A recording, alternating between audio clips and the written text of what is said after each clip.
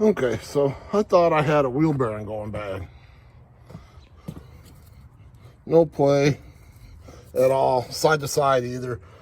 Put a pry bar underneath. Check it with a, there's no movement. But listen.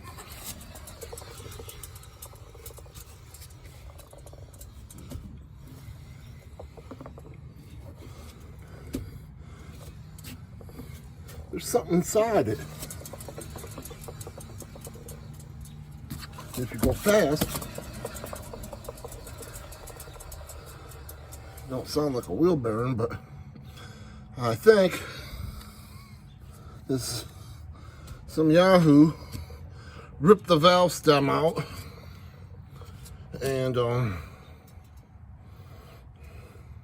left the bottom of the valve stem because they tear off, and he left it in the tire when they did the flat repair. There's a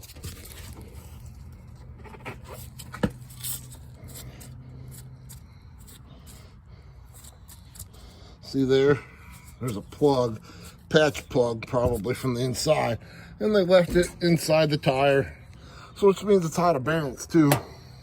You gotta love these people, you know, you on the road someplace traveling, so you can't, well,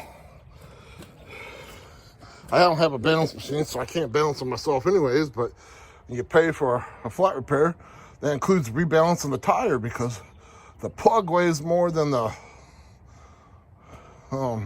little bit of rubber that you pull out. It could weigh a quarter ounce, half ounce more, so you got to rebalance it to be accurate. No, apparently that wasn't done, and with something bouncing around, you're not going to get a good reading anyways. So we know they didn't rebalance the tires, and just for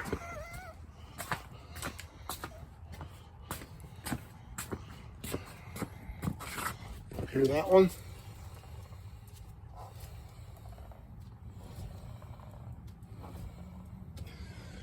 Driver's side too. It's not as loud.